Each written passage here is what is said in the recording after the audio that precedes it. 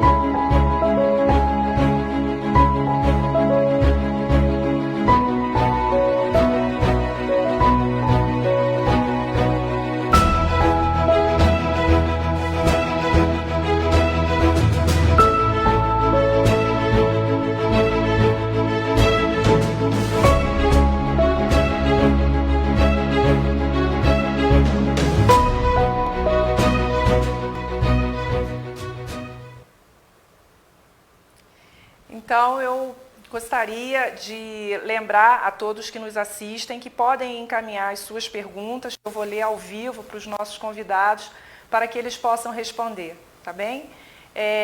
A Anante, ela publicou 4 recomendações, por se tratar de uma doença pouco conhecida e que todos estão estudando. Então, essas recomendações elas são atualizadas com muita frequência, e tem sido uma forma de ajudar os nossos associados, ajudar os médicos do trabalho no manejo da sua atividade clínica diária. Eu gostaria de passar primeiramente ao doutor José Chatkin, que é o presidente da Sociedade Brasileira de Infectologia, para ele fazer uso da palavra, falar um pouco para nós sobre esse trabalho que está sendo feito. A Sociedade Brasileira tem tido uma presença muito importante, uma atuação muito importante junto ao Ministério da Saúde. Nós gostaríamos de ouvir um pouco o Dr. Clóvis. Rosilane, primeiro, uma enorme satisfação de participar com vocês. Só uma correção, eu sou então Clóvis Nardes da Cunha, presidente da Sociedade Brasileira de Infectologia. Verdade. E é uma grande satisfação estar com os colegas aqui, o Dr. Ricardo, o Dr. José, e com você, Rosilane. Eu estou tendo um pouquinho de eco, não sei se o eco vocês também têm no som, ou posso continuar? Pode continuar, eu peço desculpas porque eu estava olhando aqui o outro nome, mas seria o Dr. Chatkin, que era o presidente da Sociedade Brasileira de Pneumologia. Eu confundi realmente, eu peço desculpas, doutor. Pode fazer uso da palavra, doutor Clóvis, aqui a gente está ouvindo muito bem o senhor. Que bom.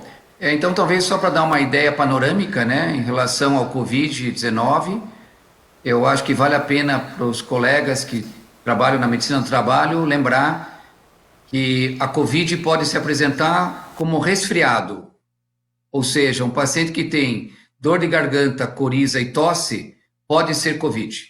Claro que o vírus mais comum que causa o resfriado é o rinovírus, mas a partir do momento que nós temos o Covid circulando nas cidades brasileiras, em especial em São Paulo e no Rio de Janeiro, todo paciente com resfriado é um caso suspeito da Covid.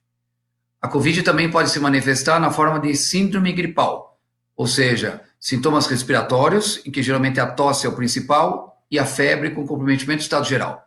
Claro que o principal agente etiológico que causa o síndrome gripal é o vírus da gripe, e a gripe se refere apenas à doença infecciosa causada por esse vírus, por isso que nós chamamos de síndrome gripal, e o novo coronavírus também pode causar um quadro semelhante à gripe. E, finalmente, nós podemos ter o novo coronavírus causando pneumonia, como se fosse uma pneumonia comunitária.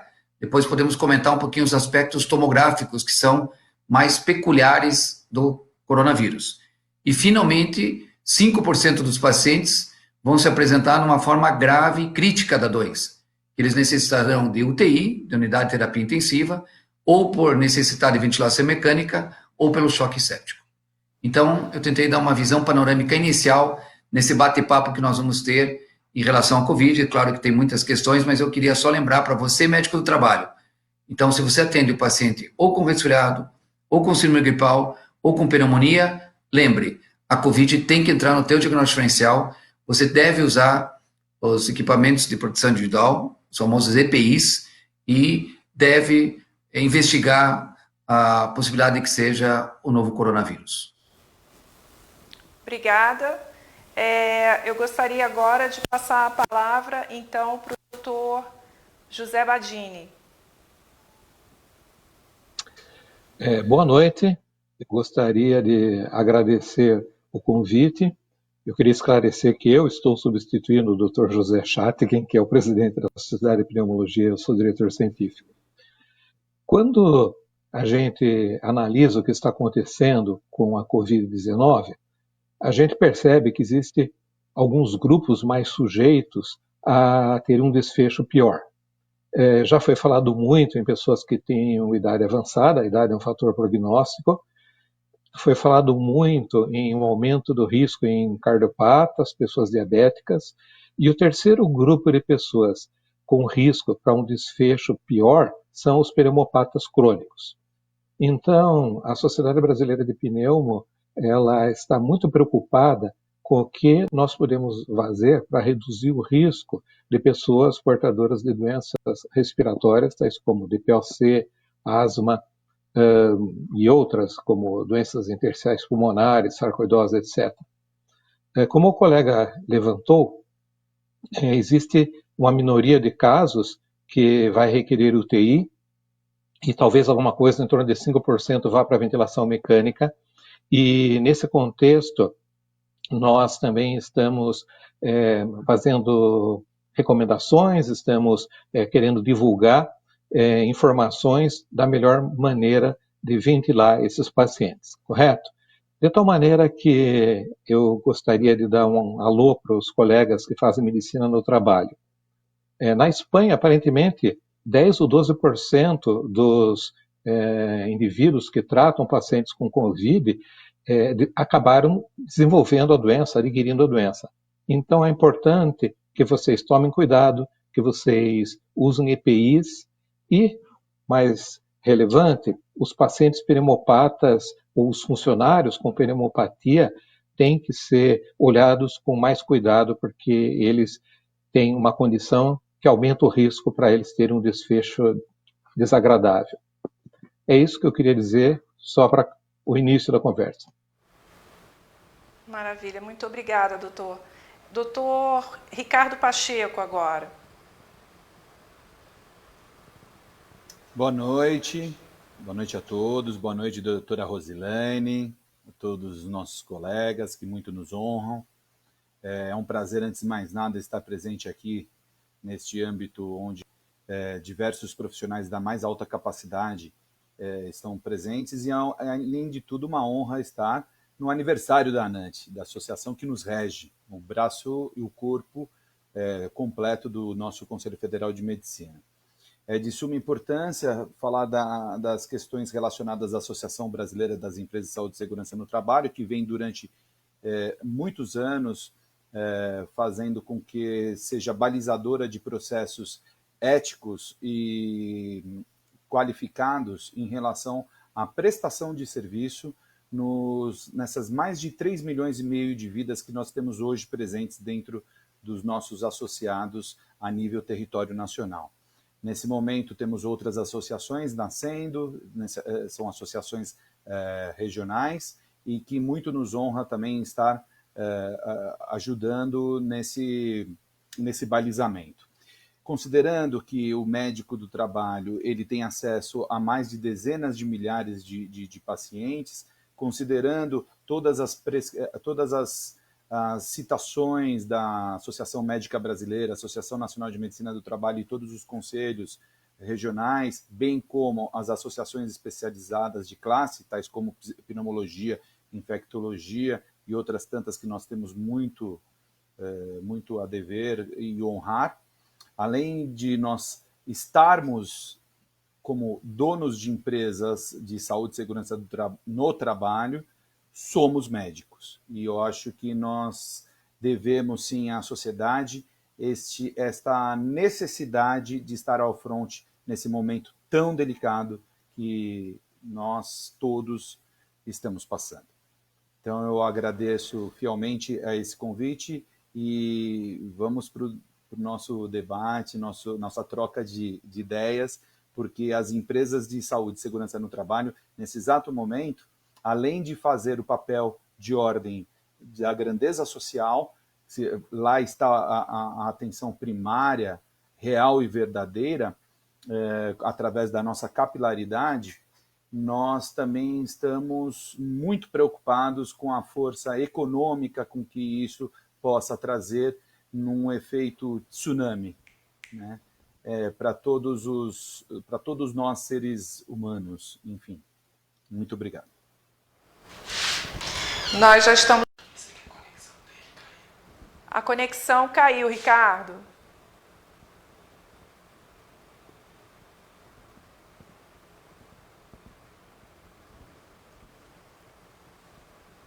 Então, nós vamos passar para o... Agora, então, eu vou voltar um pouco a fala, até que o Dr. Ricardo possa responder, e vou passar, então, para as recomendações. Aqui tem uma questão sobre telemedicina, que fala assim, a telemedicina já foi regulamentada, e como que pode ser feito? Aqui a pergunta é... Deixa eu ver aqui.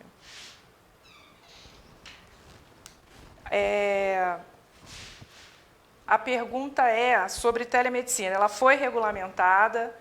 O Conselho Federal de Medicina editou em 2002 uma resolução que é a 1643 de 2002. Essa resolução, no artigo 3º, ela fala sobre o atendimento em caráter emergencial, que permite, inclusive, o diagnóstico, permite o tratamento, e nós precisamos, e nesse momento de calamidade, nesse momento em que nós estamos enfrentando a crise, então, o que aconteceu? Nós estamos usando o artigo, evocando o artigo 3º da resolução e fazendo o atendimento à distância, esse atendimento remoto que vai trazer alívio, vai trazer tranquilidade para os trabalhadores, para os empregadores, porque esses trabalhadores que tenham algum tipo de sintoma gripal, eles podem entrar em contato com o médico do trabalho remotamente, tirar dúvidas, e o médico vai poder fazer essa teleorientação a cada 48 horas, por exemplo.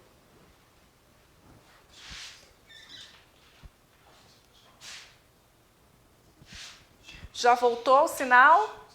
Voltou.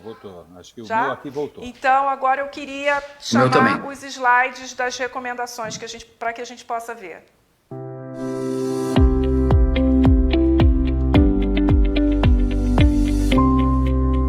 A ANANT divulga recomendação sobre Covid-19, documento orienta médicos do trabalho sobre medidas necessárias no atendimento de casos suspeitos da doença. A ANANT divulga no site recomendação número 2 sobre o novo coronavírus. Documento aborda o tema Conduta Emergencial de Exceção enquanto durar a epidemia do Covid-19. Confira no site. A ANANT divulga a recomendação número 003/2020. Texto versa sobre decisão médica frente ao estado de calamidade enquanto durar a epidemia do Covid-19. Confira no site www.anant.org.br. A ANANT divulga a recomendação número 004/2020. Documento orienta sobre a atuação do médico do trabalho e assistência presencial e remota ao trabalhador durante o enfrentamento de crise do Covid-19. Confira no site www.anant.org.br. Novo coronavírus. Perguntas e respostas. Envie suas perguntas sobre a pandemia de Covid-19. Perguntas devem ser mandadas exclusivamente pelo e-mail covid19@anant.org.br e serão respondidas pela nossa diretoria. Hoje a ANANT celebra seu aniversário de 52 anos de fundação em um momento histórico de protagonismo dos médicos do trabalho.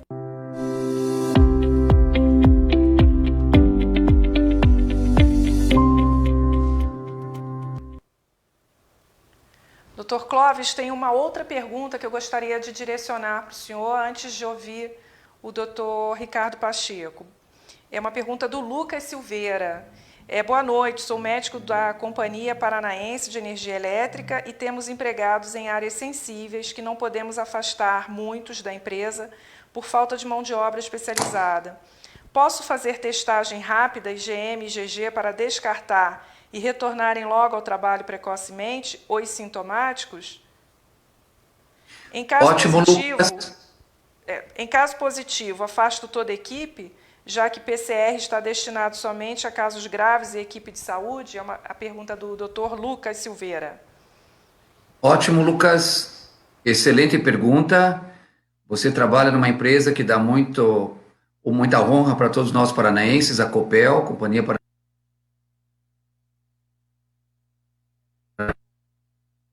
Brasil. Então, todo profissional de saúde, especialmente o profissional que está atuando agora nessa pandemia, né, inclusive médicos e enfermeiros, o ideal, e o Ministério tem sido sensível para a gente levar isso à frente, nas várias reuniões que nós tivemos, e também a nível das secretarias estaduais e municipais pelo Brasil, que o profissional de saúde que tenha sintomas de Covid, ele vai ser uma das prioridades para colher o PCR. Então, UTIs com síndrome respiratória aguda grave, que nós denominamos SRAG, os pacientes internados com pneumonia, e em seguida já vem os profissionais de saúde, incluindo os médicos e enfermeiros. O PCR é um exame de biologia molecular, que nós detectamos o RNA do vírus, né, já que o coronavírus ele tem só RNA. Os vírus eles têm RNA ou DNA. Então, o vírus do HIV, o vírus do corona, só RNA. O vírus do herpes, só DNA. Então, no caso do corona, nós conseguimos detectar que o paciente tem coronavírus através desse exame de biologia molecular, que é chamado PCR Real Time, tempo real. O profissional de saúde, especialmente os que são muito necessários, que estão na fronte da batalha, possa retornar mais rapidamente. Qual é o problema do teste rápido, que o governo, inclusive, parece que está comprando 15 milhões de testes? O teste rápido para coronavírus é um teste sorológico. É um teste que testa anticorpos, o IgM e o IgG. E como todo teste sorológico para outras viroses é a mesma coisa, para citomegalovírus, para o Epstein-Barr vírus da mononucleose infecciosa, ele só se torna positivo, só se torna detectável a partir do 5º, 7º dia. Então, nós vamos ter uma situação assim, o profissional de saúde que fizer a sorologia no dia 3 não vai ajudar muito, porque se for negativo, não afasta a infecção, muito pelo contrário, a falsa impressão que ele não tem o corona. Então, o teste sorológico, que é o teste rápido, vai ser mais útil para fins epidemiológicos, para saber se o coronavírus está circulando nas diversas cidades. Mas para o profissional da saúde, Lucas, o ideal seria fazer o teste padrão, que é o PCR Real Time, né? PCR de Polymerase Chain Reaction, reação em cadeia da polimerase. Não confundir com PCR, proteína C reativa, que é um exame para avaliar a atividade inflamatória, incluindo as infecções. Muito bem. Doutor Ricardo, o senhor pode responder para a gente como é que está sendo a orientação para as clínicas de medicina do trabalho sobre a questão de todo o aparato para permitir que os usuários possam fazer a higiene das mãos, como que está sendo a orientação, o treinamento da equipe de atendimento? Maior prazer, Rosinho. Primeira coisa, a gente está fazendo uma avalanche, vamos dizer assim, de medidas educativas. Estamos orientando os rodízios entre os setores, estamos aumentando as questões de homologação em atestados médicos externos, estamos fazendo e estamos deixando de lado realmente os exames periódicos de retorno ao trabalho, esses exames que são de maior fundamentação, onde que existe maior aglomeração de pessoas e acima de tudo, nos casos suscetíveis a essas questões de familiares e principalmente os trabalhadores, o isolamento. Né? Então, nós estamos deixando realmente essas pessoas sob observação e aguardando fielmente todos os resultados dos seus exames para tomar a adequada conduta, até mesmo previdenciária. Maravilha. A Alana Georgia Pereira pergunta se o paciente com hipertensão estão sendo afastados. Doutor José Badini, pode nos falar um pouco sobre isso? Bom, minha área é mais a parte respiratória, mas eu sei que a Sociedade de Cardiologia recomendou que os pacientes com hipertensão não mudassem em nada o seu tratamento e, no meu modo de ver, não existe necessidade de afastar o paciente com hipertensão. Entretanto,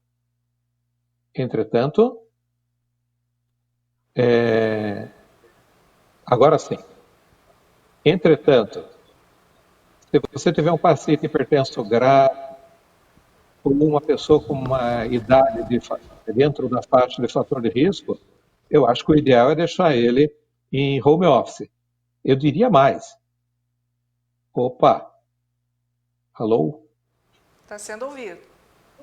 Ótimo. Eu diria mais. O ideal é que todo mundo ficasse em quarentena, não é mesmo? Então, pessoas que praticam atividades essenciais, esses vão ter que ser avaliados caso a caso. No meu modo de entender, hipertensão arterial não seria um motivo para afastar o indivíduo. Então, tem mais duas perguntas, doutor Badini. O doutor Alfredo Bandeira ele fala também dos hipertensos e diabéticos controlados e com idade inferior a 60 anos. Se eles também são considerados grupo de risco? Pior que são. É uma situação difícil mesmo.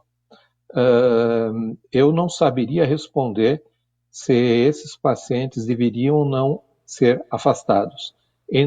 Entretanto, eu vou extrapolar a partir do que nós temos falado para os pacientes com pneumopatia.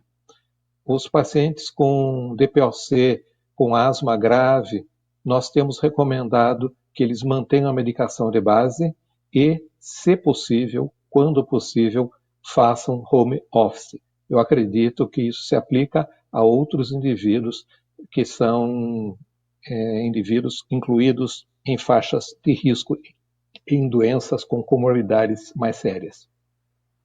Então, o doutor Isaac Miranda, ele fala sobre os pacientes com asma, se devem ser afastados, pelo que o senhor falou. Acredito que sim, né? Não é bem isso. Veja só, foi bom tocar na asma, porque 10% da população brasileira é asmática e provavelmente no ambiente de trabalho tem um grande número de asmáticos, né? Então, os asmáticos devem continuar a usar sua medicação da mesma maneira eles devem usar os broncodilatadores, inclusive o corticoide inalado. Houve uma polêmica se deveria suspender ou não o corticoide inalado. Não, eles devem continuar a usar o corticoide inalado, e na eventualidade de você ter um doente com necessidade de corticoide oral, não acho que ele deva, nós acreditamos que ele não deva suspender o corticoide oral, ele deve ficar dentro da menor dose possível.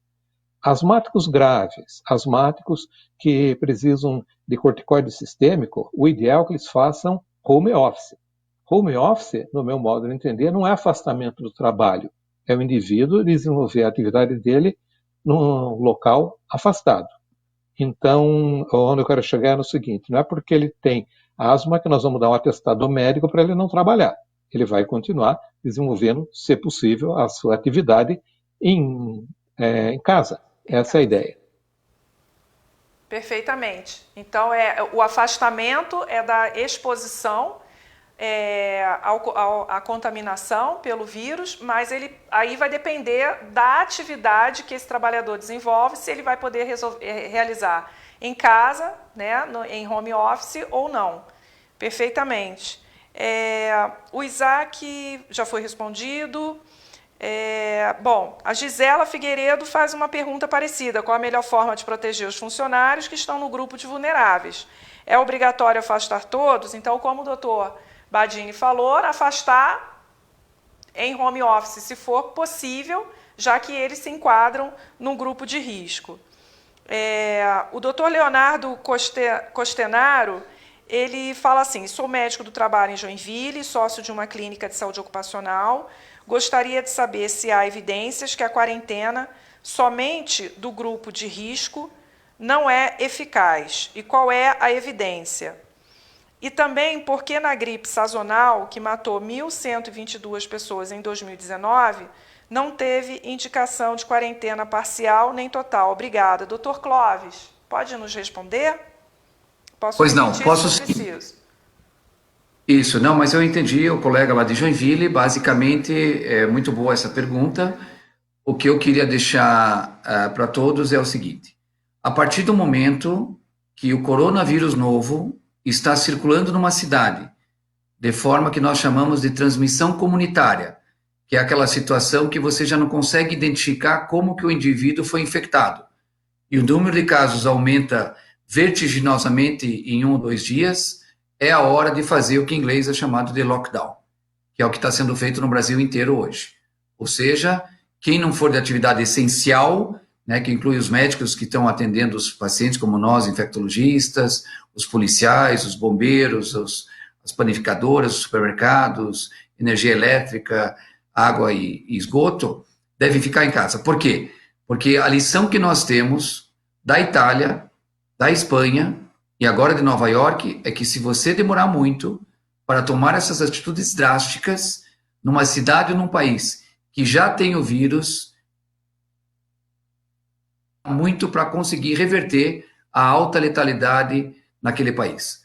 Hoje a Itália e a Espanha, eles sepultam de 700 a 800 pessoas por dia. É uma situação nunca vista na nossa geração. Parecido foi só na gripe espanhola, que como foi de 1918 a 20, nenhum de nós soube e viveu. Nós tivemos uma situação também crítica aqui no sul do Brasil, especialmente no Rio Grande do Sul e no Paraná. Naquele ano, Santa Catarina foi um pouquinho menos, mas no ano seguinte, Santa Catarina teve a epidemia da H1N1 mais intensa. Nós também fizemos o que nós chamamos de uma quarentena vertical, ou seja, nós suspendemos as aulas dos colégios aqui no Paraná e também indicamos dos pacientes mais susceptíveis, os idosos, imunodeprimidos e com comorbidades, ficassem em casa. A grande diferença é que agora a situação está acontecendo no país inteiro.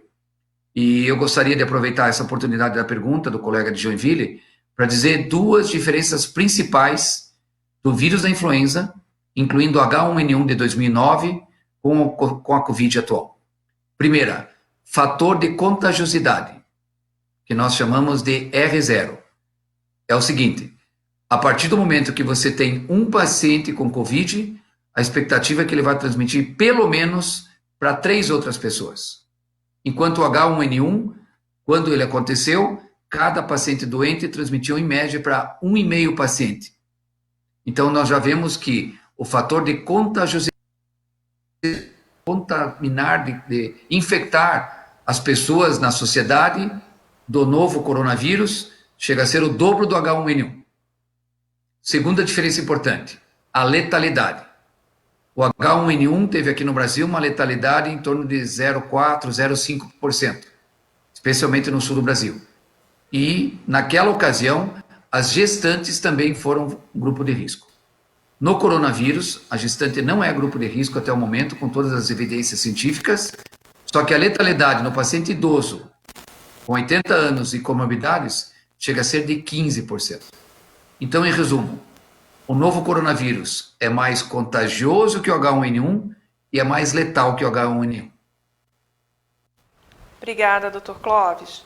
O Felipe Cole de Almeida, ele também tem uma dúvida que tem sido bastante comentada nos grupos dos médicos do trabalho por causa da medida provisória em que aquele paciente que tem sintomas, né, tem uma síndrome gripal e que recebe um atestado de 14 dias, ele, juntamente com os seus contatos familiares, recebem também. O que tem acontecido é que esse contato familiar também tem se apresentado, tem encaminhado o atestado, a cópia do atestado para o Serviço de Medicina do Trabalho e também se afastando. E isso está gerando uma situação porque muitas áreas em que esses trabalhadores são muito importantes, são essenciais, estão perdendo essa mão de obra que é importante. Então, a pergunta dele é assim: sou responsável pelo serviço de saúde ocupacional de um hospital e eu estou recebendo inúmeros atestados de 14 dias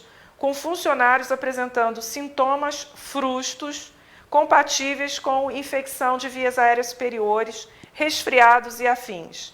A minha pergunta é: como deveria tratar o recebimento destes afastamentos de 14 dias? Visto que é uma unidade prestadora de serviço essencial e precisamos lidar com a situação do desfalque de profissionais da área, devemos considerar alguns critérios mais específicos para tais profissionais, como sintomas gripais ou qualquer sintoma relacionado, incluindo sintomas ínfimos. Ele fala principalmente da área hospitalar, e isso está acontecendo também no serviço público. Nós temos notícia das secretarias de saúde que estão tendo vários funcionários afastados, não ainda acometidos de Covid-19, mas na realidade que eles fazem parte desse grupo que recebeu o atestado de 14 dias. Essa pergunta é para o doutor Clóvis também. Pois não. Então vamos lá. Muito importante a gente discutir isso essa noite. Na introdução, talvez não todos puderam acompanhar, eu queria lembrar que o resfriado pode ser Covid. A partir do momento que nós temos o Covid circulando numa cidade brasileira, como muitas, principalmente, resfriado pode ser Covid. E esse paciente com, entre aspas, um simples resfriado, ao transmitir este vírus para um outro paciente que às vezes é idoso, tem comorbidades, para esse outro paciente pode ser fatal. Nós temos uma situação em Curitiba, mais do que uma, de que o paciente que internou grave com pneumonia, nós não temos nenhum óbito em Curitiba por enquanto, mas temos pacientes na UTI, temos pacientes internados. Eu mesmo, essa semana, dei uma alta por dia de Covid, desde segunda-feira, nós estamos na quinta-feira, e ontem à noite internou mais um paciente, que aliás é um colega nosso, com Covid. Então, a situação é a seguinte: o paciente que tem resfriado, o médico, desculpe, o trabalho, eu tenho que deixá-lo em isolamento respiratório em casa. Não tem jeito. A única situação que eu poderia mantê-lo trabalhando é se eu tiver o PCR para corona, que é o exame de swab nasal, mostrando que ele é negativo. Por quê? Porque o resfriado pode ser Covid, o síndrome gripal pode ser Covid, e esse trabalhador, que às vezes tem 30, 40 anos, está na plenitude da sua saúde, pode transmitir para, às vezes, um funcionário que é mais velho ou que, eventualmente, possa ter alguma situação de evolução desfavorável. Então, para vocês, médicos do trabalho, a mensagem tem que ser clara. Qualquer paciente com resfriado ou gripe deve ser afastado por 14 dias. Por outro lado, os contactantes dele, então vamos supor, um paciente, um trabalhador chegou na firma, na empresa e começou a tossir, espirrar, e você identificou que esse paciente estava com sintoma respiratório. Apesar de todo o aviso que nós damos, às vezes passam despercebidos.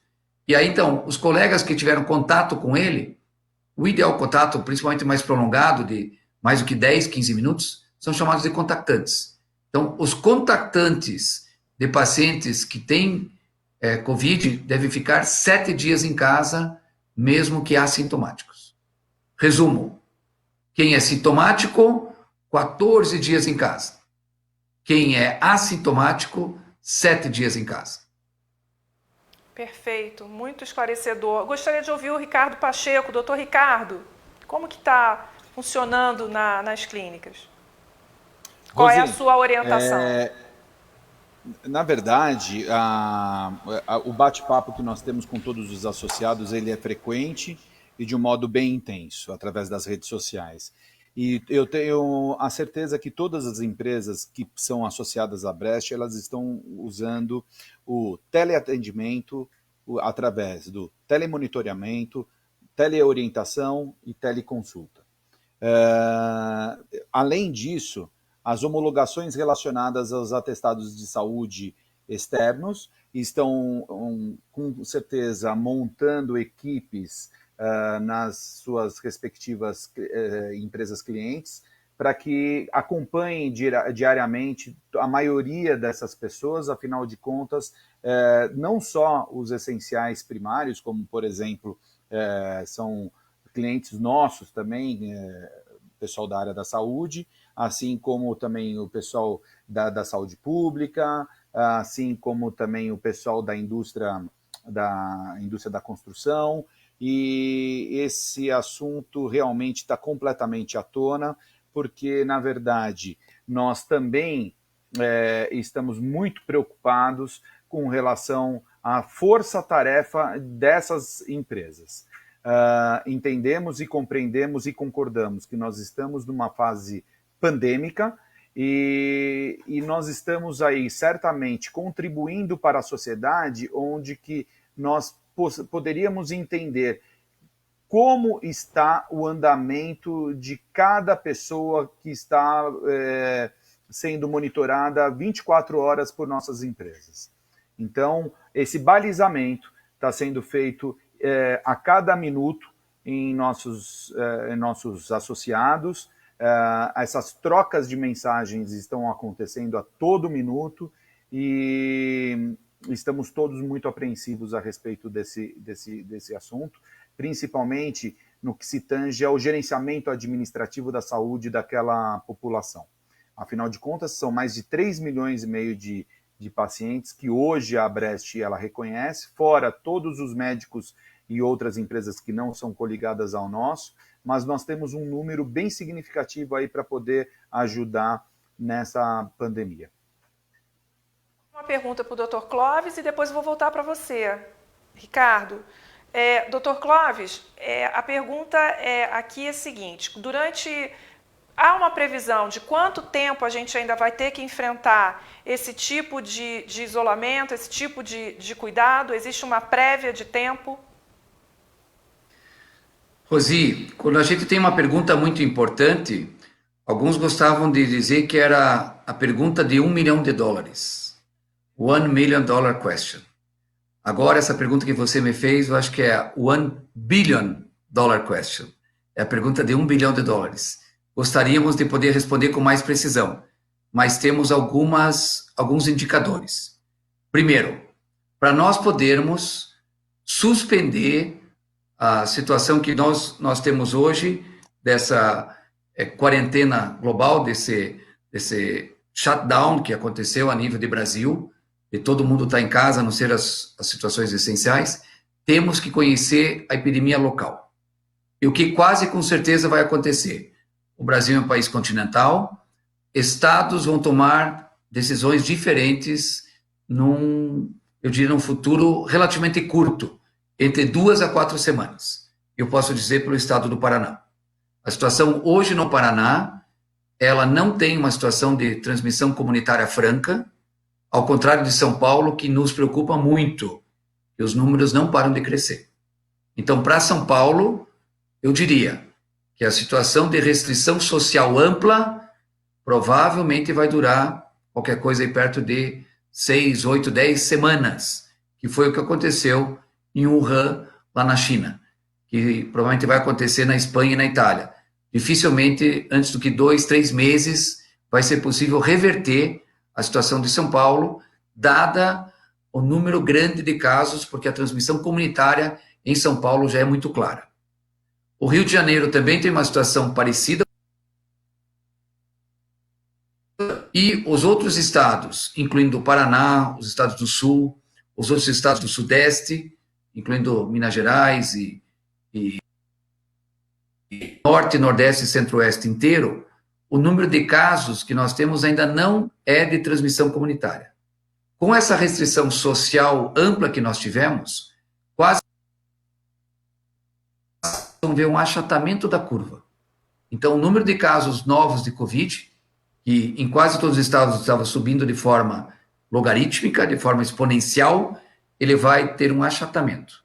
Isso faz com que, mais ou menos aí entre 2 a 4 semanas, eu imagino, desde que nós tenhamos o dado epidemiológico, de poder fazer testes, para ter certeza que o vírus não vamos poder passar a ter o que nós chamamos de restrição social vertical, que significa deixarmos em casa apenas os pacientes que são mais suscetíveis a ter uma doença grave. Como já foi exaustivamente falado hoje à noite aqui, os idosos acima de 60 anos, comorbidades, como cirrótico, insuficiência renal, diabéticos que usam insulina, pacientes imunodeprimidos, pacientes que usam imunobiológicos, receptores de órgãos, de transplante de órgãos sólidos e de medula óssea. Gestantes, não. Gestantes, não. Até eu tive uma situação muito prática para te responder, Rosi.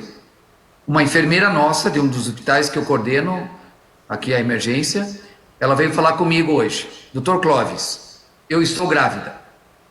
Eu queria saber se eu tenho um risco maior de estar trabalhando aqui na emergência. E eu dei esses dados que eu acabei de falar para vocês, que no H1N1 sim, era um grupo de risco para ter doença mais grave. Tivemos uma experiência dramática aqui no Sul, várias gestantes internando com hipoxemia, precisando de oxigenoterapia, indo para o tubo, mas no coronavírus não é. O mais importante é você usar os EPIs corretamente. Que, aliás, eu queria aproveitar essa oportunidade da tua pergunta, Rosi, para lembrar, quem deve usar máscara nas empresas? Ou, de modo geral, na sociedade? Resposta, apenas os sintomáticos. Então, por exemplo, um funcionário de uma empresa começou a ter uma resfriada durante o dia de trabalho. Tosse, dor de garganta, ele deve ser oferecido uma máscara e vai para o serviço médico da empresa ou para o serviço médico, se esse é terceirizado ou fora da empresa. E o profissional de saúde que vai atendê-lo também deve usar máscara. Pessoas da administração não devem usar máscara, pessoas da área de trabalho administrativo e jurídico, enfim, não tem por que usar máscara como prevenção do Covid. A cirúrgica não pode ser a de pano, e quem deve usar? Quem for um sintomático respiratório e os profissionais de saúde que forem atender esse paciente. Então, por exemplo, a tua técnica de enfermagem, a tua auxiliar de enfermagem, que está lá no ambulatório e pode receber funcionários da empresa que você trabalha tendo sintomas, ok, deve usar máscara. Mas a secretária da empresa, ela não tem por que usar máscara. Então, esse é um dado importante. Nós estamos usando muito mal as máscaras, tanto a cirúrgica como a N95. A N95 tem indicação de usar quando há procedimentos que geram aerossol. Quais são eles? Intubação, extubação, coleta de PCR e outros procedimentos como a broncoscopia, por exemplo. Perfeito. Como esses trabalhadores, né, vão ficar afastados, os que estão com o atestado e que pode prorrogar, eu volto a pergunta para o Ricardo, para a orientação de encaminhamento para o INSS, Ricardo. Essa é uma pergunta. A Gisela Figueiredo, em relação aos funcionários do grupo dos vulneráveis, que são operacionais de fábrica e não podem fazer home office, devo afastá-los? Sim, já foi respondido aqui. Por quanto tempo? Bom, aí aqui a pergunta dela é outra. Pelo que eu entendi, eles são assintomáticos. Após 15 dias de afastamento, posso encaminhá-los para o INSS? Ricardo. Nosso ponto de vista, sim. Né? Acima do maior ou igual ao 16º dia de afastamento, encaminha-se para o INSS, não tem a menor dúvida. Isso é a legislação que perpetua desde 1973. É de suma importância nós falarmos aqui a respeito dessas pessoas que estão aumentando significativamente o fluxo dentro dos pronto-socorros. Né? Nós sabemos que dentro da sinistralidade no Brasil é o uso inadequado dos pronto-atendimentos. E eu entendo que, através do telemonitoramento, teleconsulta e teleorientação, nós conseguimos também diminuir significativamente esse índice de sinistralidade dentro dos hospitais. Isso é de suma importância nós conversarmos. Além disso, nós precisamos ter muito cuidado em relação às questões de ordem políticas que estão acontecendo, né? Alguns estão querendo aumentar, outros abaixarem o tempo de exposição, mas sempre nós devemos rezar aquilo que a Associação Médica Brasileira, a ANANT, e todos os conselhos regionais de classe, enfim, nos orientam.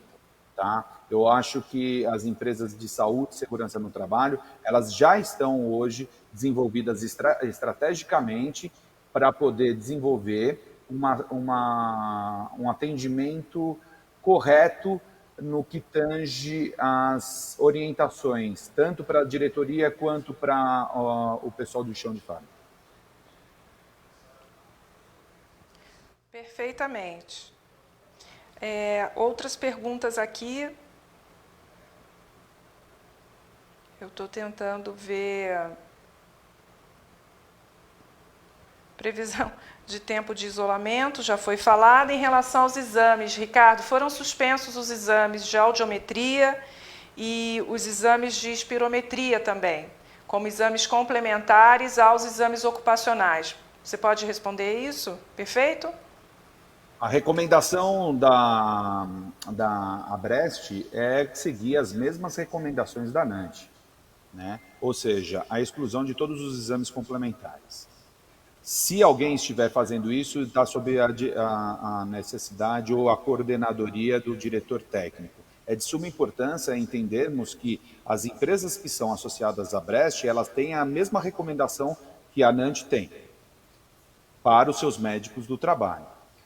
Agora, é importante ressaltar que deve-se sempre tomar muito zelo em dizer-se que você está fechando a sua clínica e terceirizar esse outro assunto para uma outra clínica. Então, eu gostaria de aproveitar exatamente esse momento para que todas as empresas que necessitam o balizamento e a qualificação nos seus atendimentos, e bem como seguir as regras do que a Associação Médica Brasileira, a Associação Nacional de Medicina do Trabalho faz, venha a se associar à Abrest. Isso é de suma importância.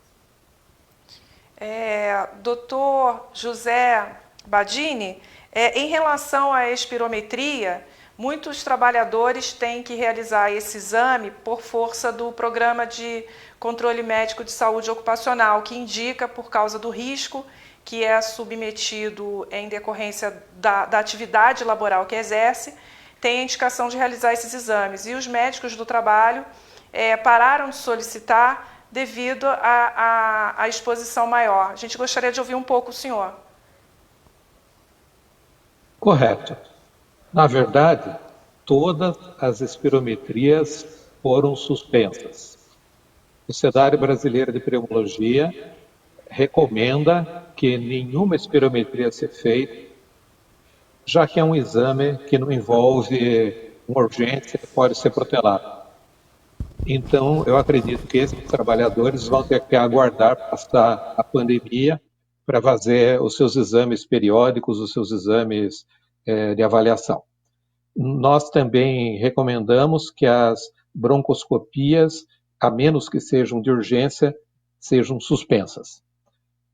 Eu gostaria de voltar um minuto ao que foi falado aqui sobre máscaras, EPIs e tudo mais.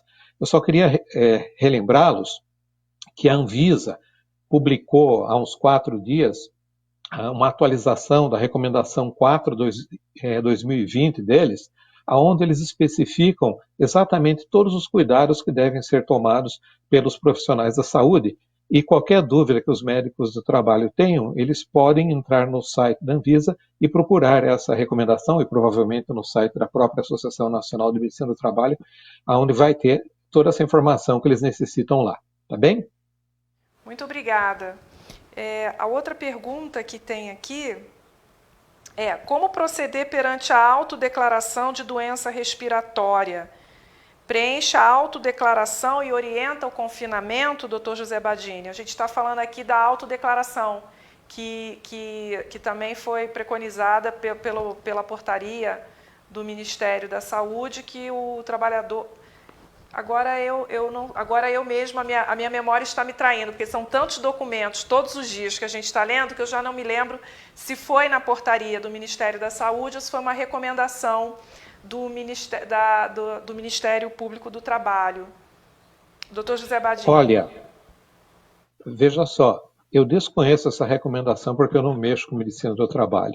Eu sugiro que o Ricardo responda. Desculpe, eu não vou poder ajudar. Certo. Ricardo, você tem alguma orientação? Na verdade, hoje a gente está coletando informações, né? Os exames, na verdade não exames, mas o contato que existe entre os agentes de saúde no chão de fábrica e nas questões administrativas, aqueles que não conseguem fazer home office, nós estamos coletando totais informações, desde DPOC, diabetes mellitus tipo 2, as comorbidades que estão aí colocando, as questões de ordem social, todas estão sendo cruzadas as informações para que nós possamos ajudar, sim, a ANANT e todos os órgãos que nos regem para poder tomar grandes decisões de forma rápida em relação ao retorno de nossa atividade econômica. Fiz uma pergunta ao doutor Pacheco e à doutora Rose. Na medida provisória 927, o governo suspendeu os exames ocupacionais, de fato, né? Durante a calamidade, e deu um prazo para que a empresa regularizasse esses exames 60 dias após o término da suspensão do estado de calamidade. A empresa vai ficar 6 meses sem fazer os exames. Como a Abreste e a ANANT estão trabalhando para que estas clínicas não quebrem?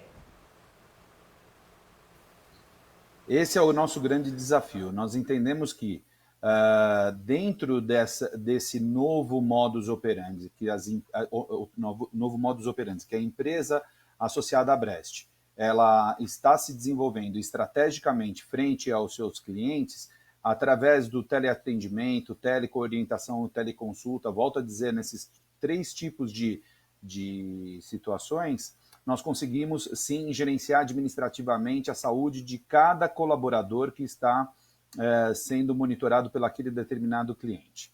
Pois bem, nós até temos aí algumas dúvidas relacionadas às questões de exames mesmo, até mesmo demissionais, que estão liberados, obviamente, mas será que esse exame demissional ele pode ser feito através de teleatendimento? Essa é uma dúvida que nós estamos aí baseados nas questões novas do Conselho Federal de Medicina, e entendemos que se você estiver adequadamente gerenciando essa população, por que não? Né? Mas isso não faz parte do nosso DNA, sob hipótese alguma. Então, para que essas empresas elas não cheguem a fazer a sua quebradeira, a primeira coisa, temos que aguardar, obviamente, as questões de ordem governamental, ou seja, lockdown, né? Nós estávamos conversando juntamente com pessoas relacionadas à Associação de Lojistas, o pessoal do CNI, enfim.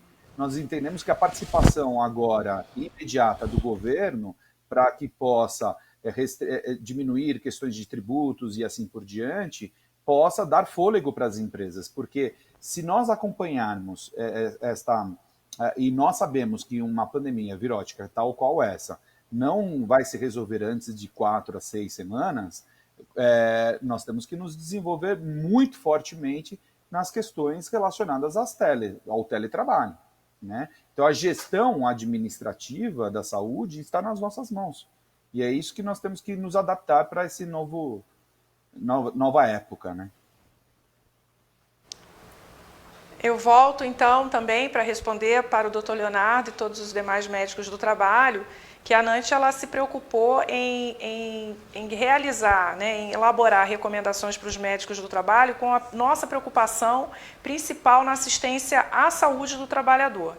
Porque o trabalhador ele fica apreensivo, é difícil para ele ir até o sistema público de saúde, que aos poucos que já está caótico e que vai se saturando, porque existe uma sobrecarga. Então, o médico do trabalho, podendo fazer essa primeira orientação, como o Dr. Clóvis já explicou, bem paramentado, como que deve ser esse relacionamento, o Dr. Badini também fez essa orientação, então a gente precisa ficar atento a isso. O médico do trabalho, com muita serenidade hoje, ele vai trazer tranquilidade para o trabalhador, vai trazer tranquilidade para o empregador, fazendo esse atendimento, seja remoto, seja presencial. O médico vai decidir, de acordo com o que o trabalhador está passando para ele de informação, se esse exame precisa ser presencial. É um critério clínico, é um critério médico e ele vai decidir. E eu entendo que não vai ficar parado, porque o médico vai continuar trabalhando. Em relação à clínica de medicina do trabalho, ela vai continuar prestando toda a assistência para a empresa, para o trabalhador, dirimindo todas essas dúvidas, tanto do ponto de vista da legislação pertinente trabalhista, quanto também da parte clínica, que é do nosso domínio. Nós estamos caminhando para o final do nosso programa, faremos um outro programa trazendo outros convidados para a gente falar um pouco mais sobre a legislação, sobre os exames ocupacionais. Algumas dúvidas aqui surgiram, eu acho que é importante ter um segundo programa de Covid-19, mas voltado um pouco mais para essa questão da legislação. Eu quero passar para os nossos convidados para fazer um arremate, porque nós já estamos nos encaminhando para o final do programa. Doutor Ricardo. Antes de mais nada, Rose e amigos, colegas de trabalho, professores, eu quero agradecer fielmente a esse convite nessa data tão querida para a nossa Associação Nacional de Medicina do Trabalho e sugerir para que todos os donos de empresas em saúde e segurança no trabalho sigam as recomendações da nossa Associação Médica Brasileira junto com a nossa Associação Nacional de Medicina do Trabalho, que desenvolvam-se estrategicamente para poder suprir as necessidades importantes dos seus clientes nesse momento. A Abreste ela está para poder ajudar-lhes e auxiliar-lhes neste momento tão delicado, e eu só tenho a agradecer a todos mais uma vez, e o nosso objetivo é a blindagem da saúde humana, a blindagem da saúde do trabalhador. Afinal de contas, se você não os tem, nada acontecerá. Muito obrigado. Dr. Clóvis. Primeiro, queria parabenizar a ANANT pelos seus 52 anos e a todos os colegas médicos do trabalho, dizer também a satisfação de participar desse programa. Parabéns para você, Rosi, por ter sido a nossa chairwoman, nossa chairperson, fazendo todo esse momento acontecer por 1 hora, esse gostoso debate e troca de informações com participação dos colegas de várias regiões do Brasil.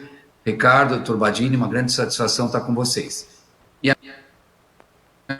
nós estamos vivendo uma situação única em relação, acho que até nossas histórias pessoais, profissionais e de família. Uma pandemia. E nesse momento nós estamos numa situação crucial. Se você tem infecção comunitária pelo Covid na tua cidade, e você não parar a fazer um isolamento completo, você sabe que nós podemos virar uma nova Itália, uma nova Espanha, uma nova Nova York.